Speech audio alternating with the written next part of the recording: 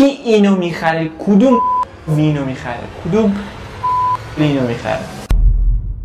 سلام، چطورید؟ خیلی خوش اومدید به ویدیو. من شمپیرانم. باز اومدیم با یه ویدیو جذاب، خفن، خاص، تک، هیچکی هم نساخته، از هیچکی هم اسکی نمیریم. اینجور ویدیو خفنه. حالا ویدیو امروز در مورد چیه؟ در مورد یه سری گوشه کاستوم، گوشه خفن، خیلی خفن.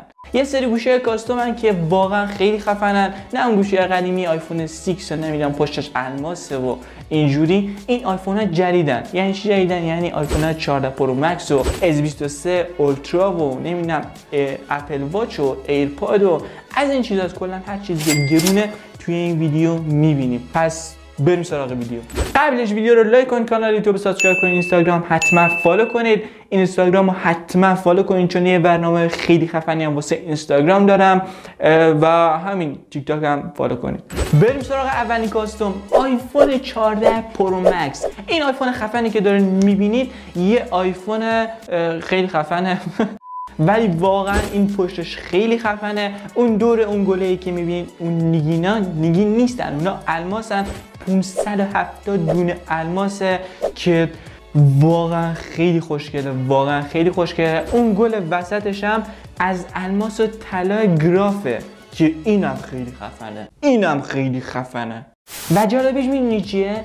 اینه که این آیفون اولین آیفون 14 که منبت کاری شده و جالبتر از اون اینه که این گوشی لیمیتد ادیشنه. یعنی چی؟ یعنی فقط 3 تا ازش تولید شده. قطعا هم توی دبی دیگه. اصلا بجز اونا کی اصلا همچین گوشی میخره؟ حالا جالبتر از اون قیمتشه، $616,000. میدونی چقدر میشه؟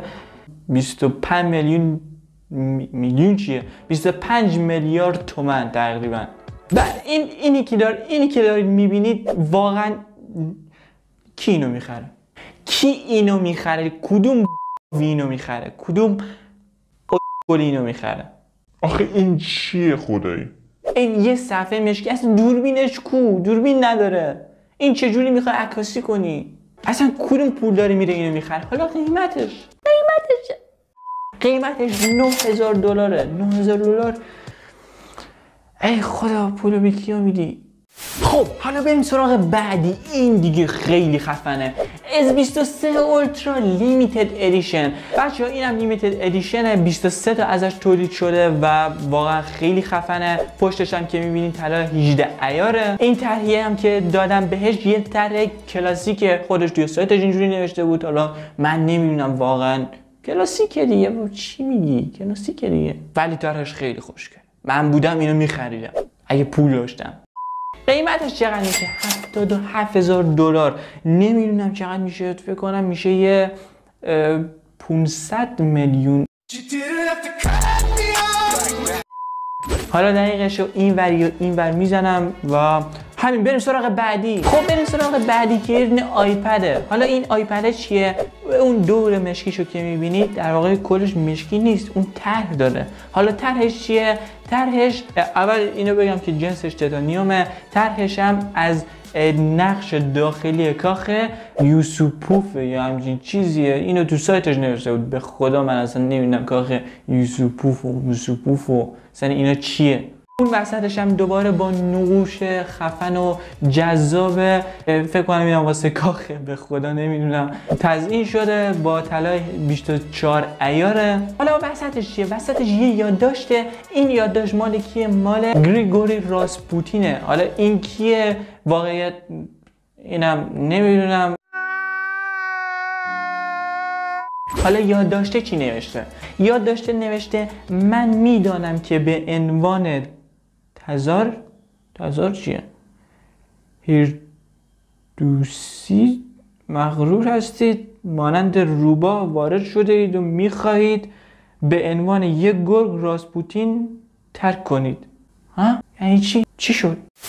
روی این نوشتم یه شیشه خیلی محکم سکیوریتی خار و مادر روشه که یه موقع حالا نشکنه. فکر کنم یاد داشته خیلی مهمه چون از این آیپد یه دونه تولید شده، فقط یه دونه. حالا قیمتش چقدره؟ $138,000 ناقابل واسه یه نوشته ای که اصلا نمیدونیم واسه کیه، چی بوده، چی نبوده واسه یه گرگ و ببر و روبا و یه همچین نوشته و $138,000 میفروشن.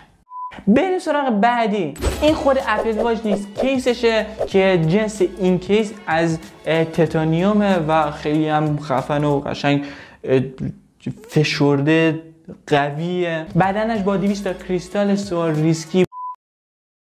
سواروفسکی پوشیده شده و ازش هم حدود 999 تا تولید شده. دیگه به این نمیگن لیمیتد ادیشن، دیگه 1000 تا تولید کردی بشر. قیمتش هم خیلی کمه، اصلا انقدر کمه همین الان میرم میخرم $3,000 150 میلیون تومان. بعدی هم دوباره یه کاور واسه ایرپاده که اصلا نصف اون ایرپاده قشنگ فقط بخش اسپیکر و ایناشو میگیره که اینم از طلای 18 عیاره. یکم هم حکاکی شده و ازش هم این دیگه باید بگی لیمیتد ادیشنه چون 99 تا ازش تولید شده. قیمتش هم $2,980 که اصلا چیز خاصی هم نیست. میریم با هم بخریم.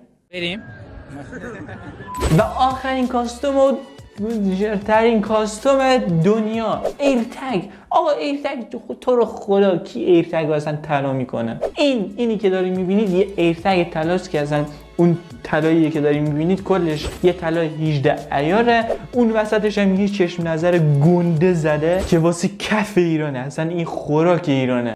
کلشو که گفتم طلای قیمتش هم $13,000 ولی لیمیتد ادیشن هم هست، ازش 99 تا تولید شده و دیگه همین. خدایی میرید پول ایرتگ طلا بدین؟ اصلا ایرتگ تو ایران کار نمیکنه، نهایتا یه متر اونور بره دیگه، از این بهتر نیست. خدا پولو به کی میدی؟ این هم از این ویدیو. امیدوارم که واسهتون جذاب، مفید و سرگرم کننده بوده باشه. مرسی که این ویدیو رو تا آخر دیدین. حتما ویدیو رو لایک کنید، کانال یوتیوب ساب کنید، اینستاگرام حتما فالو کنید. بکس تک فن پرچم بالاست. کات